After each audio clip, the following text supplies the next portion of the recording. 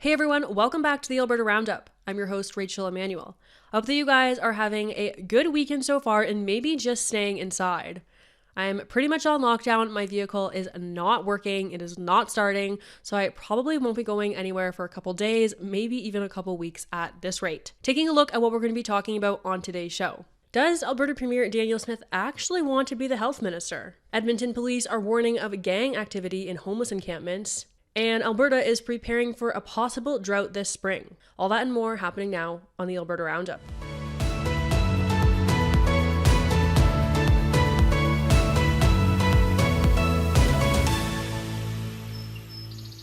Taking a look at our first story here, the policies of the federal government have put the dream of a good life in Canada and Alberta at risk. At least that's what Alberta Premier Danielle Smith thinks. Take a listen to her comments.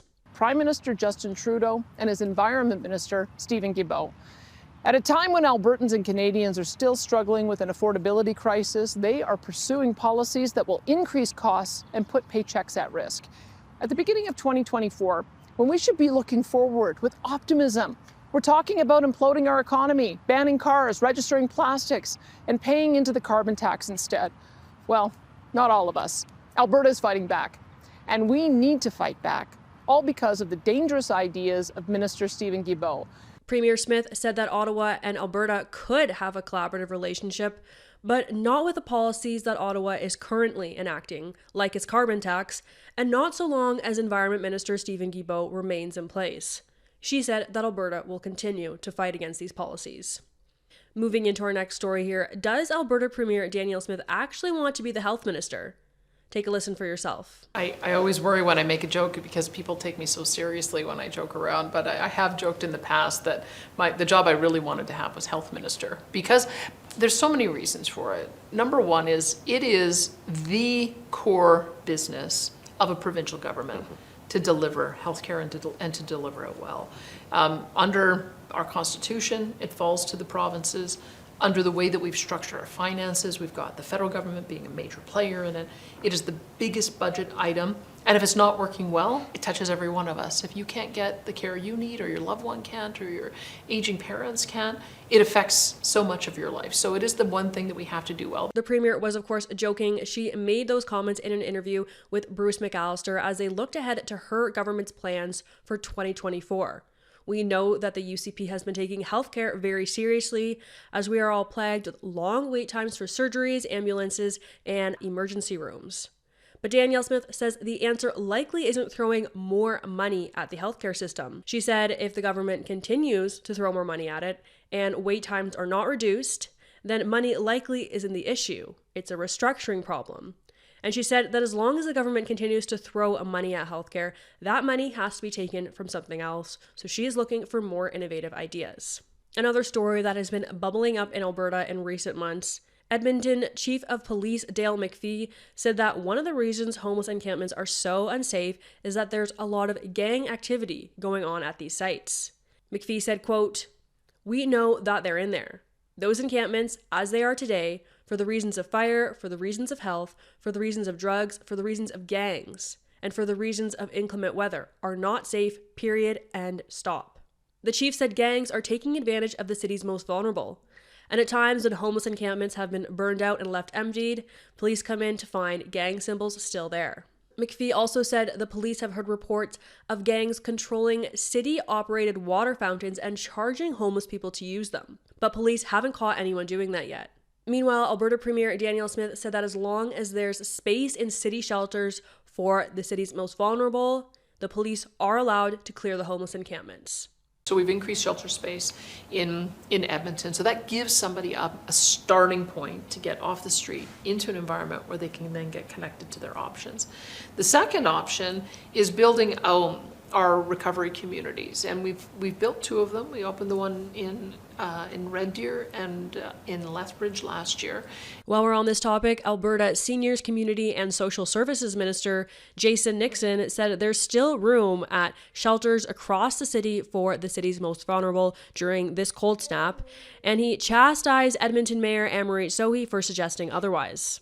In a statement, Nixon said, quote, "We have more than enough room for every homeless person in the city of Edmonton to have a warm, safe place to stay. It is completely inappropriate and dangerous for the mayor or anyone to suggest Edmonton is out of capacity in our social services sector or our emergency shelter systems.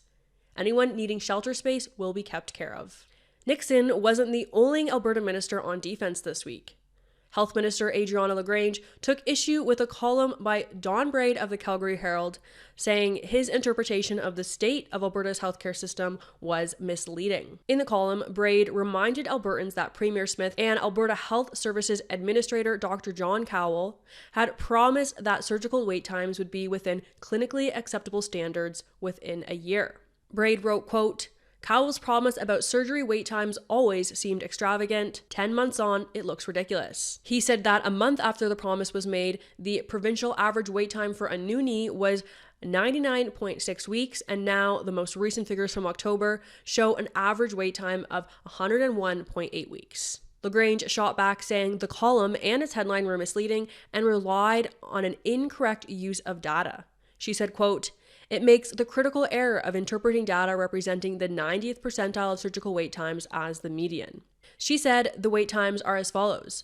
The provincial-wide knee replacement wait time is at a median 26.3 weeks, down from 44.4 weeks in October. LaGrange also said that EMS response times have improved since 2022. They've improved 29% in metro and urban areas, 18% in small communities, and 11% in rural communities. Moving into our controversy of the week, Alberta's use of acetaminophen imported from Turkey increased the risk of life-threatening illness in neonatal patients. According to provincial government documents, which detailed some of the issues that plagued Alberta Premier Danielle Smith's $75 million deal for children's medication last winter while there was a shortage. This story is an exclusive from the Globe and Mail, who received the documents through an access to information request. Those documents contain emails with health officials from Alberta Health and Alberta Health Services. The documents show that the imported medication was thicker than medication typically used by Alberta Health Services, and in some cases clogged tubes. Those tubes then had to be flushed with water. Officials determined that because more water was being used, it increased the risk of a complication called necrotizing enterocolitis, which inflames the intestines of an infant. Staff were subsequently ordered to stop using the product in neonatal intensive care units, according to a spokesperson at Alberta Health Services. It's unclear exactly how long the medication was being used in neonatal care. In an October 23 email to the health minister's chief of staff, Isaac Van Dyne, an executive associate with AHS, said, "Neonatal patients with very low body weight have fragile and incompletely developed intestines, which cannot accommodate large boluses of fluid administration for medication. The volume issues from the Adabay acetaminophen was determined to possibly increase the risk of necrotizing enterocolitis, a potentially fatal injury to the intestines in these tiny patients." Alberta Health declined the Globe and Mail's request for comment. A spokesperson for Alberta Health Services said that no patient fell ill or developed necrotizing enterocolitis as a result of taking the Adabay medication. The Globe also found that children often refused to take the medication because they would gag while attempting to take it, and because it had a more bitter taste than medicine typically used in North America. The deal between Adabay Pharmaceuticals and the United Conservative Party government has been quite the source of criticism because of its large cost and also because it was plagued with delays. The province initially procured 5 million bottles of children's acetaminophen and ibuprofen, and only after the crisis had subsided, 1.5 million bottles touched down on Alberta soil.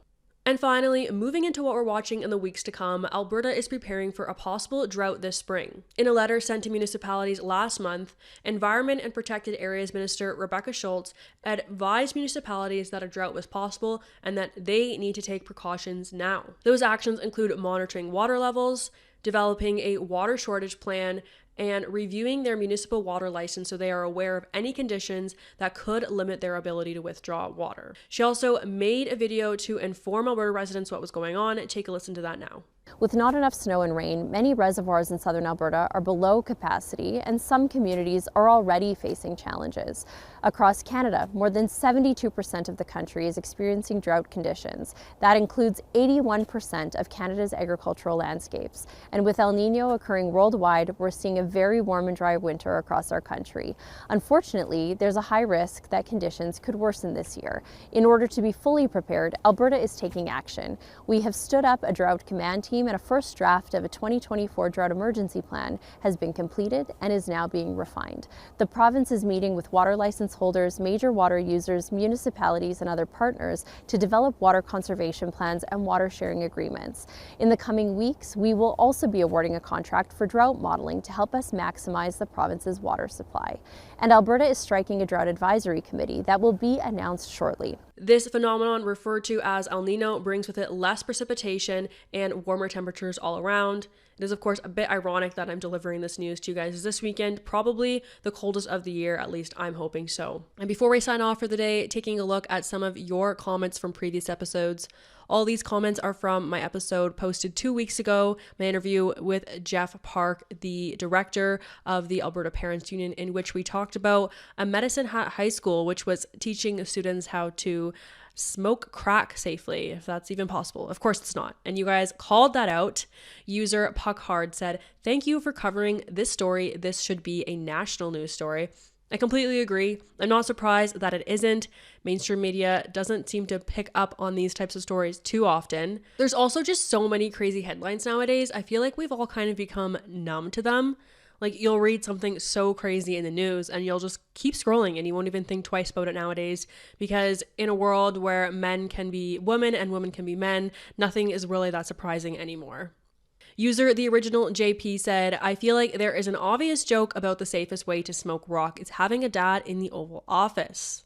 But drug addiction is not a joke." Very clever. I enjoyed that one quite a bit, but I also love American politics, so I appreciate that reference. And finally, user Daryl Coate said, "No surprise, kids are performing subpar these days. Homeschooling is the way to go if you care about your children's future, that is. Otherwise, carry on." I just want to push back on this comment a teeny bit. I agree homeschooling is a great option, and I know a lot of families that do it, but there is some other great options. I myself attended a private Christian school. It was a much costlier option than homeschooling, I would say. I know that not every family can afford it, but I think I will look to do something similar for my kids if I can, just because I had a really great experience and I still have so many close friends from grade school. I don't know how common that is, but I have like 15 really good friends from elementary school. We're just lifelong friends. I enjoy seeing them every time I visit Ontario. So I just want to push back on that comment a little bit because I do think there are some other good options. And, you know, I think I turned out okay. The jury might still be out on that one, but that's what I'm going to look to do one day for my kids. All right, guys, that's all we have time for today. I would suggest maybe just, staying in this weekend, stay warm. I don't know if it's normal for Albertans to go out in like negative 30 weather. It's not normal for me. I'm going to stay home. If you have nothing to do, there's probably an Alberta Roundup episode or two that you've missed. You can go back and watch those or watch some of our other great content. And if you have time and you think of it, you can always support our work over at donate.tnc.news. Have a great weekend. God bless, and I'll see you guys next week.